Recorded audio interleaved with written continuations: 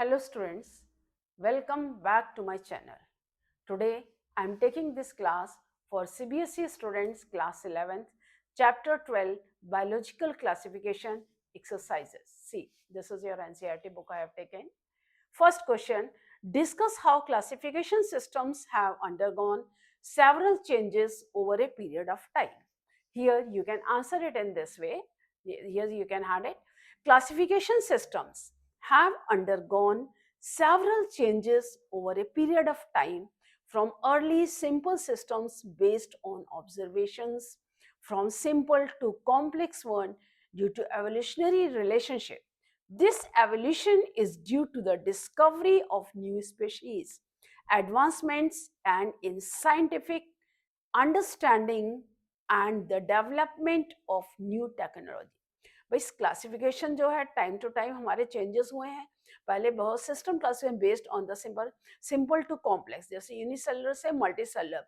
जैसे जैसे एवोल्यूशन हुआ, चेंजेस हुए ऑर्गेनिज्म के रिलेशनशिप्स के बीच में या नई स्पीसीज डिस्कवरी, उसके हिसाब से टाइम टू टाइम जो है ये चेंजेस होते गए. The first attempt at scientific classification was made by Aris. सबसे पहले एरिस्टोटल ने इसको क्लासिफाई किया. Who classified plants into trees, herbs, and trees, shrubs, and herbs based on their habitat. Aristotle ने प्लांट्स को क्लासिफाई किया उनके हैबिटेट के हिसाब से. जैसे देखते होते हैं trees, shrubs and herbs. Trees सबसे बड़े प्लांट, उनसे छोटे जो झाड़ी नुमा पौधे होते हैं श्रब्स, और जो स्मॉल हर्बेशियस प्लांट्स उनको हर्ब्स में. And he also divided animals into those with red blood cells and, और एनिमल्स को उन्होंने दो ग्रुप में डिवाइड किया. Animals which are having RBCs and the group of animals which do not have RBCs. Means presence and absence of RBCs. Due to present and absence of RBCs, he had classified the animals in the two, red blood cells and without red blood cells. Carl Linnaeus, C-A-R-L, Carl Linnaeus, also known as father of taxonomy. इनको father of taxonomy भी कहा जाता है, Carl Linnaeus को. He is known as father. He developed two kingdom system, Plantae and Animalia.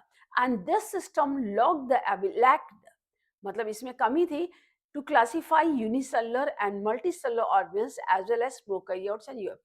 इसमें उसने जो unicellular multicellular के बारे में बिल्कुल भी नहीं बताया था, और प्रोकैरियोट्स और यूकैरियोट्स के बारे में भी कोई क्लियर कट डिवीजन नहीं था. Though Linnaeus is named for the naming the binomial nomenclature, he is famous for that. By the time R.H. Whitaker, he proposed five kingdom system in 1969. विटिकर ने जो है फाइव किंगडम सिस्टम प्रपोज किया, वही हमने इस chapter में आपको अभी पढ़ाया था. This system includes Monera, Protista, Fungi, Plantae and Animalia. ये हमारे 5 मेन ग्रुप्स हैं, मोनेरा, प्रोटिस्टा, फंजाई, प्लांटी और Animalia. Right. Classifying organisms based on characteristics like cell. ये क्लासिफिकेशन किसके ऊपर बेस्ड था? Cell structure, mode of nutrition, cell wall presence और absence of cell wall. और जो modern system classification include phylogenetic analysis, means considers evolutionary relationship between the organism. ये जो modern classification है ये आप अपने हायर क्लासेस बीएससी में पढ़ेंगे. अभी आपने जो है मेन सिस्टम जो यहाँ पर मैंने आपको पढ़ाया, ये Whittaker system of classification. I hope you are able to get the answer and you are able to know the answer that the way how you are supposed to write this answer. Now your second question, state two economically important uses of heterotrophic bacteria and archaeobacteria. Now first, heterotrophic bacteria. See, heterotrophic bacteria, two economically important uses of heterotrophic bacteria means making curd from milk, मतलब दूध से दही का जमना. ये it likes lactobacillus, it ferment lactose sugar into lactic acid and it causes the milk to thicken and form curd. And the second one is production of antibiotic. The second point is production of antibiotics.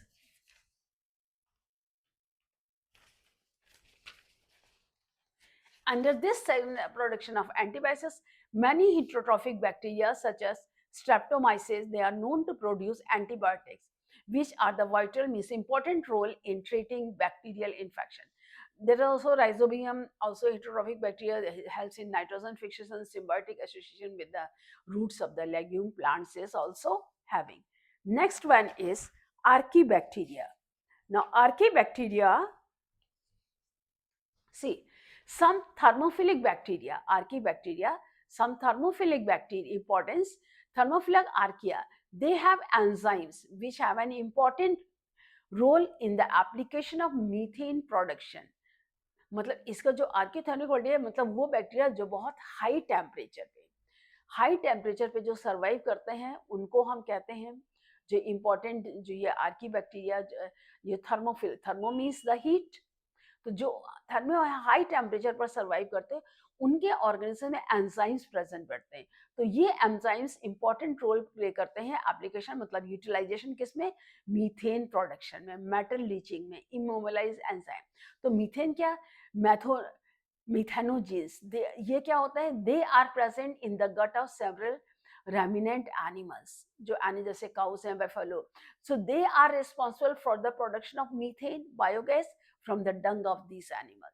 जो ये animals होते हैं इनके गट में ये bacteria present होते हैं, तो उनके जो बैक्टीरिया जो गट जो इनके रिमाइंडर्स होते हैं जब ये मर जाते हैं, रेमिनेंट्स होते हैं एनिमल्स के, तो इनके उससे जो रिस्पॉन्सिबल होते हैं प्रोड्यूस मीथेन गैस, ये बायोगैस है। तो इस मीथेन गैस जो डंग में प्रोड्यूस होती है, और ये मीथेन गैस हमारा प्रोडक्शन होती है किसमें, मेटल लीचिंग में, and enzyme system metabolized, immobilized यानी कि जो मूव नहीं करते, जो एंजाइम एक्शन, क्योंकि वो काउडंग से प्रोड्यूस होते हैं, तो मीथेन एप्लीकेशन में इनका मीथेन प्रोडक्शन में जो है मेटल लीचिंग में इनका यूज किया जाता है। Okay, now you come to the third one, what is the nature of cell wall in diatoms? Okay, see, diatom cell walls are unique structures. इसके जो unique structure composed of silica forming two thin overlapping shell, दो thin overlapping shells होते हैं called एपिथिका and हाइपोथिका, मतलब जो बाहर होती है एपिथिका जो बाहर की तरफ शेल होती है, और हाइपोथिका जो होती है जो अंदर की तरफ शेल का पार्ट होता है, जो क्लोजली कंबाइंड होते हैं। These walls are durable and indestructible, तोड़ी नहीं जा सकती, काफी ड्यूरेबल यानी मजबूत होती हैं, making them an important component of diatomaceous earth. When diatoms accumulate, जब अर्थ के सरफेस के अंदर जो डायटम्स accumulate होते हैं, silica rich cell walls also provide structural support and protection for the diatom cell. तो जो सिलिका स्ट्रक्चर जो होती है वो उसको सपोर्ट करती है उसके शेल्स के अंदर, उसको डायटम्स को प्रोटेक्ट करने के लिए। ठीक है, now our next question is find out what do the terms algal bloom and red tides signify. Find out what do the term. Now this question, algal bloom. Algal bloom signifies rapid increase in the population of algae in an aquatic environment leading to discoloration of the water. Their blooms can occur in both freshwater and marine environment. जो rapid growth होती है population का increase होता है aquatic environment, वो के भी fresh water भी हो सकता है, मराइन भी, एनिमल कैन भी, तो उसमें डिसकलरेशन मतलब कलर चेंज होता है water, and this occurs both fresh water और मरीन एनवायरनमेंट होते हैं, so they can cause ecological damage including the death of fish and other marine life due to toxins produced by the alga and oxygen depletion. ये क्या करते हैं, ecological problem damage करते हैं, क्योंकि इससे क्या होता है जो फिश और मराइन एनिमल्स होते हैं ये ऑक्सीजन से रेस्पायर करते हैं, तो ये ऊपर की सर्विस ब्लॉक कर देते हैं, तो जिससे वाटर में जो है ऑक्सीजन डिफ्यूज नहीं होती, ये एक टॉक्सिन प्रोड्यूस कर, poison, toxin means poison substances produce करती है एल्गी, जिससे कि ऑक्सीजन का कंजम्पशन हो जाता है, ऑक्सीजन डिप्लीशन यानी ऑक्सीजन की कमी हो जाती है। उस ऑक्सीजन की कमी की वजह से जो होती है फिशेस और मरीन लाइफ जो होती है वो डिस्ट्रॉय होती है। And your next term is now the red tide. What do you mean by the red tides here? So this is the type of a algal bloom. This is that occurs when certain dinoflagellates species like Gonyaulax they multiply rapidly, मतलब ये बहुत जल्दी grow करते हैं, multiply करते हैं, giving the water a reddish brown hue, मतलब ऊपर से देखने में वाटर जो है रेडिश ब्राउन ह्यू पूरा कवर की तरह लगता है, and they can be harmful, वो भी हार्मफुल होते हैं because they produce also toxins and that can be poisonous to fish, shellfish and other marine life as well as humans also whose consume contaminated seafood. जो humans भी होते हैं जो contaminated sea food consume करते हैं उनके लिए भी ये हार्मफुल होती है। I hope you are able to get how to write the answers here. I have done it so far. How are the viroids? Viroids differ from the viruses. When you ask about the viruses differ from the virus, देखिए viroids ये small, they are smaller than the viruses. The virus is an intermediate link between living and non-living, and virus is the smallest organism that can multiply only inside the host. लेकिन viral में क्या होता है? Virus they contain either DNA, RNA and enclosed in a protein sheath. लेकिन viroids जो होते हैं वो ये वायरस से भी छोटे होते हैं। They are small circular RNA molecules lacking a protein. इनमें प्रोटीन कोड भी नहीं होता और सिर्फ आरएनए के मॉलिक्यूल्स होते हैं छोटे। ये smaller than virus, they are larger than virus. Viruses जो होते हैं दे लार्जर देन वायराइड्स, ये वायराइड से बड़े होते हैं। और जो वायराइड्स होते हैं ये स्मॉलर देन वायरसेस, क्योंकि इसमें प्रोटीन कोड होता है, इसमें प्रोटीन कोड नहीं होता है। They do not produce protein but they produce various proteins for their structure, replication यानी उसको डिवीजन के लिए, एंड इन्फेक्शन, जिससे कि ये अदर लिविंग ऑर्गेनिजम्स में इन्फेक्शन को कॉज करते हैं। They causes diseases in plants only, but here they causes diseases in the variety of the organisms including the humans also. Now your next question is that describe briefly the four major groups of protozoa. When I am asking here the four major groups of the protozoa, then four major groups of the protozoa, here you can see protozoans. All protozoans, they are believed to be primitive relatives of the animals. There are four major groups of first is amoeboid protozoans. They live in fresh water, seawater or moist soil. They move and capture. See, it is there amoeboid, amoeba shaped होता है, ये है आपका capture their prey by putting pseudopodia, false feet बोलते हैं, as in amoeba. And marine forms, they have silica cells on their surface, and some of them as entamoeba, they are the parasite. Entamoeba historically causes amoebic dysentery in the animals, in the humans also. Yes. Next group is flagellated protozoan. Now this flagellated protozoan, this member group, either they are the free living or parasitic, they also cause the disease. They have flagella to move. Their parasitic forms, they causes the diseases such as sleeping sickness, example trypanosoma. जो trypanosoma है, ये देखिए sleeping sickness काम करता है, जो trypanosoma organisms होता है, diagram is not over here. Here I'll show you the diagram. ये trypanosoma होता है, वो इस तरह का होता है, ये diagram ऐसे होता है, और ये इसमें बस दो फ्लैजिला होते हैं, और ये स्ट्रक्चर होता है, ये इस तरह का ये स्ट्रक्चर होता है trypanosoma का. Ciliated protozoans, they are active, aquatic, actively moving organism because of the presence of thousands of the cilia, जैसे paramecium है. They have cavity gullet that opens outside of the cell surface, coordinated movement of the rows or the cilia. It causes water laden with the food to be steered into the gullet. Paramecium. अब इसमें आप paramecium देखिए, जैसे ये है, आप देखिए, ये है paramecium, ये paramecium, ये गलेट है, ये इसमें बाहर जो है ये पूरी बॉल सीने में होते हैं, ये मैक्रोन्यूक्लियस होता है, ये माइक्रोन्यूक्लियस होता है, ये कॉन्ट्रेक्टाइल वैक्यूल्स होते हैं, ये गलेट जब ये मूव करता है पूरे, ये पूरी बॉडी में ये ऐसे ऐसे सीलियास होते हैं, ये ऐसे, ये पूरे इसकी बॉडी जो कवर्ड होती है ये सीलिया, इन्हीं के मूवमेंट से जो है ये ऑर्गेनिज्म मूव करता है, और यहाँ से जो है ये गलेट से फूड जो है इसके अंदर जाता है. Ciliated. And now the last one is sporozoan. Sporozoans, they include diverse organisms that have an infectious spore-like stage in their life cycle. The most is Plasmodium. Plasmodium, there are malarial parasite that causes malaria, disease which has the staggering effect on the human population. जो कि human population को affect करती है, स्पोरोजोम, जिसमें sporozoites होते हैं, जैसे ये होता है, ये स्लाइम मोल्ड्स एल्गी होता है, पैरामीशियम, ये डाइनोफ्लैजलेट्स होते हैं, ये जो भी होता है, ये तो ये जो ग्लीना का डायग्राम है, ये डाइनोफ्लैजलेट्स हैं, सिलिका जिसकी बॉल्स होती हैं द अपर और इनर सर्फेसेस में होती है। ये आपके स्लाइम मोल्ड्स हैं। इस स्लाइम मोल्ड्स, ये इसी तरह का ये जो रनर्स डायरेक्टर स्ट्रक्चर होता है, ये होता है आपका प्लाज्मोडियम, और इसमें स्ट्रक्स न्यूक्लियड होता है। प्लाज्मोडियम की आधी लाइफ साइकिल जो ह्यूमन इंटेस्टाइन में आरबीसीज में होती है, आधी जो होती है ये जाके फीमेल एनोफिलिस मॉस्किटो में होती है, right. And now the next question, plants are autotrophic, can you think of some plants that are parasite that are partially heterotrophs? The answer is here. Plants are autotrophic, yes, because they contain chlorophyll pigment. They have ability to produce their own food by the process of photosynthesis. Plants में autotrophic होते हैं, उनके अंदर chlorophyll present होता है, सो उससे कि वो अपना फूड खुद बना सकते हैं। Some insectivores plants are partially heterotrophic. कुछ इंसेक्टिवर्स प्लांट्स होते हैं जो partially heterotrophic.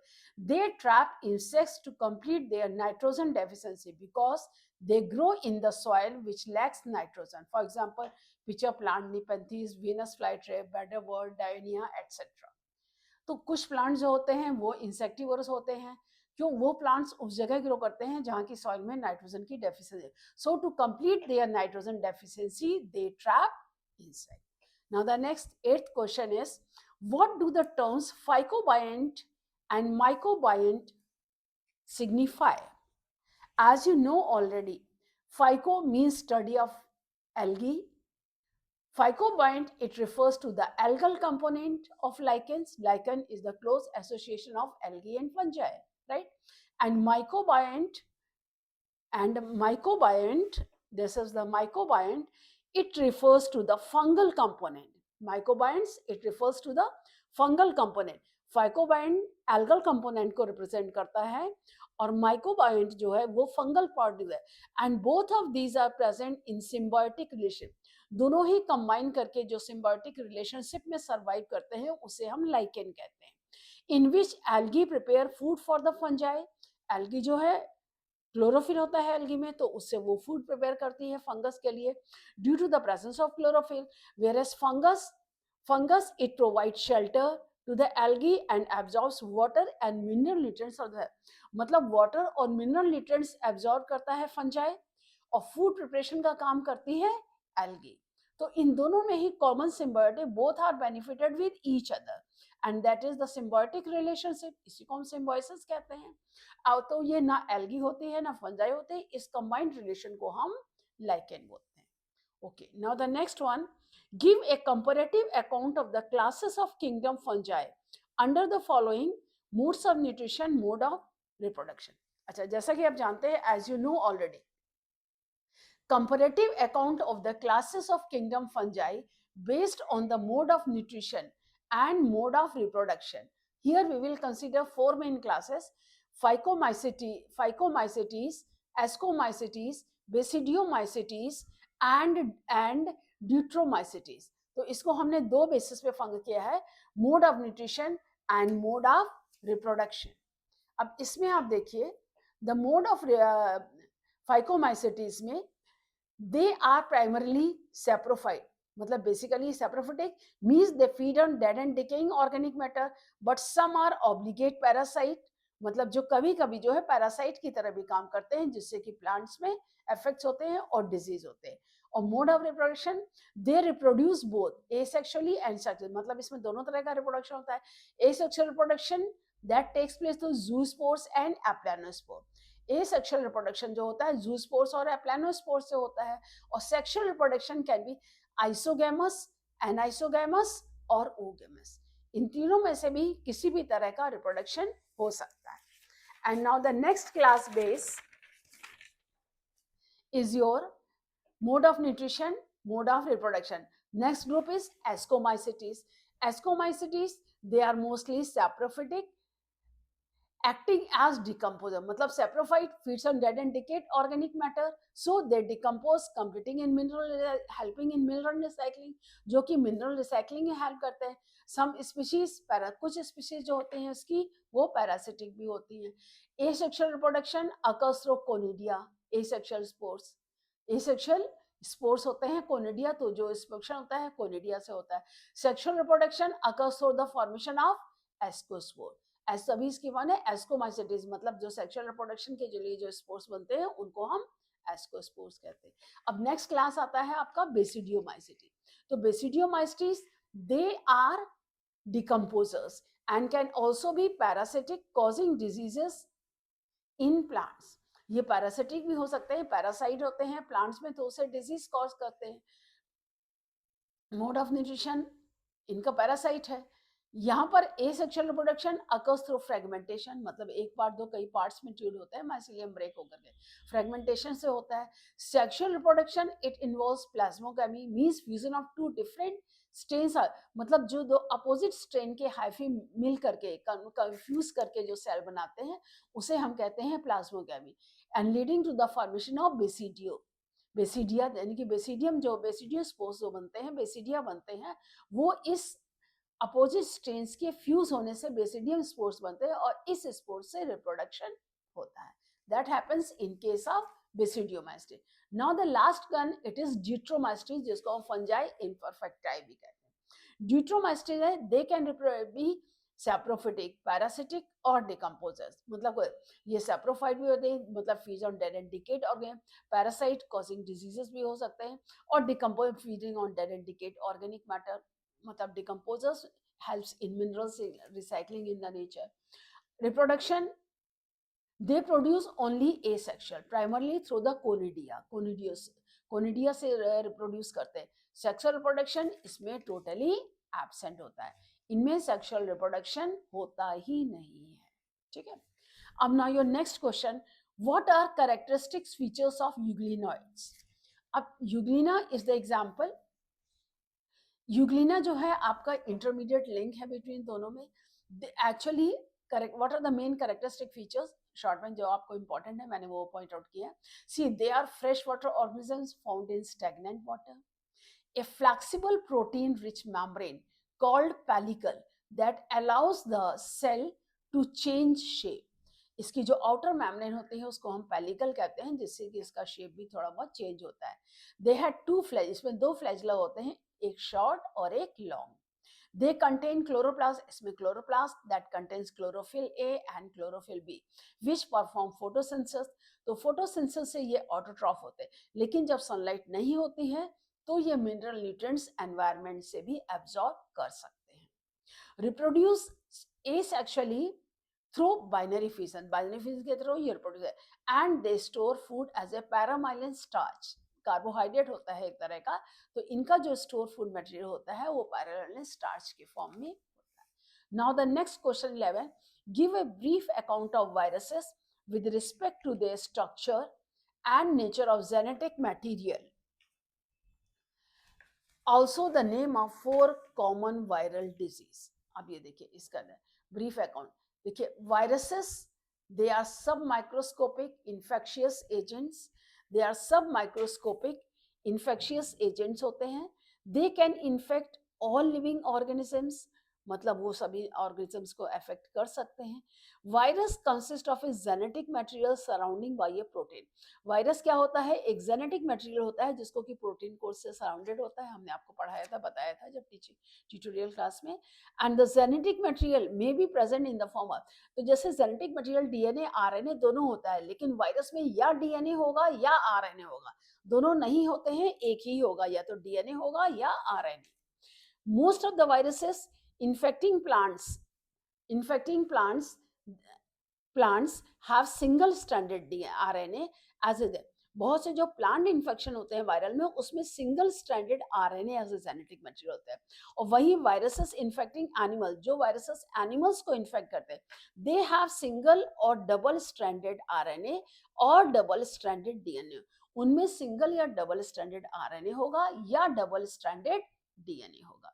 Bacteriophages or viruses infecting bacteria. Bacteriophages means viruses infecting bacteria. तो mostly they have double stranded DNA. इनमें जो क्या होता है, double stranded DNA and their protein coat called capsid.